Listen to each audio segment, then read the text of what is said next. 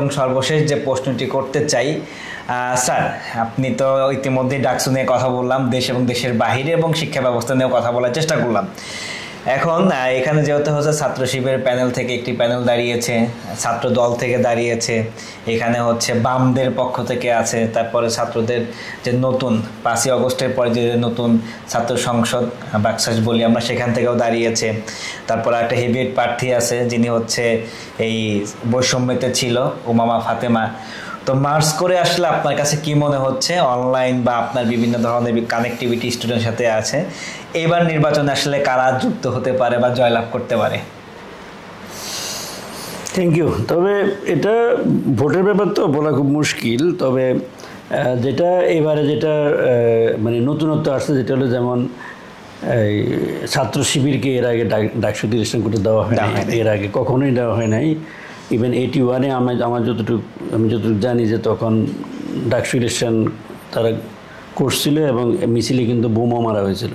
তো পরবর্তীতে তারা আর ইলেকশন সম্ভবত কন্টিনিউ করে নাই বা সুযোগ পায় নাই, পরিবেশ পায় নাই এবং তাদেরকে কখনোই ছাত্র শিবিরকে ইলেকশন করতে দেওয়া হয় নাই। এটা হলো একটা নতুন ধারা।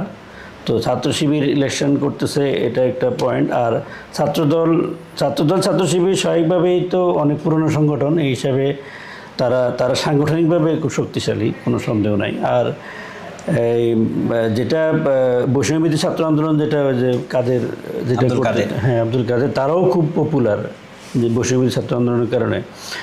আর উমামা তো পার্সোনালি খুব পপুলার হতে পারে, কিন্তু তার জন্য খুব হয়তো ডিফিকাল্ট হয়ে যাবে যেটা মনে হচ্ছে। আর বাংলাদেশে ইন জেনারেল বামদের তেমন কোনো সাপোর্ট নাই, আমি যেটা মনে করি। বামদের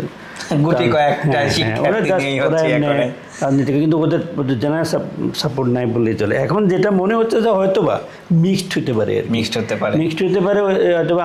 আমি তো ঢাকা ভার্সিটির কেউ না, তবে ঢাকা ভার্সিটির যারা প্রফেসর, যাদের সাথে কথাবার্তা হয়, তারাও এইটাই বলতেছেন যে এটা মিক্সড হতে পারে। কেউ এসজিএস একটা প্যানেল থেকে পেল অথবা জিএস পেল অথবা বিপি পেল, এরকম প্যানেল থেকে। এবং মিক্সড হওয়াটা ভালো আর কি। আজকে একজন প্রফেসরের কথা উনি বলেন যে মিক্সড হলে ভালো, তাই মানে মার্চ করে কাজ করা যায় আর কি, সবারই কন্ট্রিবিউশন থাকে। আমারও ধারণা মিক্সড হবে, এবং মিক্সড হলে জিনিসটা সুন্দর হবে। আমি মনে করি তারা একসাথে কাজ করবে, কারণ তারা সবাই তো আসলে জুলাই আন্দোলনের সাথে জড়িত ছিল এবং সবাই এক কাতারে একসময় ছিল। এখনও তো আইডিওলজিক্যাল কারণে বিভিন্ন প্যানেলে গেছে। তো আমি আশা করবো যে তারা ঐক্যবদ্ধভাবে থাকবে এবং ঐক্যবদ্ধভাবে কাজ করবে সবাই, এখানে ডান বাম সবাই।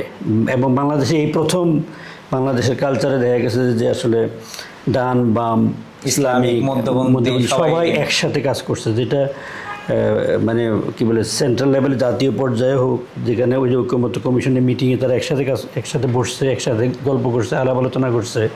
তারপর ছাত্রদের মধ্যেও ডান বাম একসাথে তারা কাজ করতেছে, তারা একসাথে মিলেমিশে চলছে। এটা একটা সুন্দর একটা দিক, এবং আমি আশা করি যে এটা একটা সুন্দর একটা পলিটিক্যাল কালচার আমাদের ডেভেলপ হয়েছে। এবং পরবর্তীতে তারা ছাত্র সংসদে যেই জিতুক, ইনশাআল্লাহ তারা একসাথে কাজ করবে এবং দেশ এগিয়ে যাবে ইনশাআল্লাহ।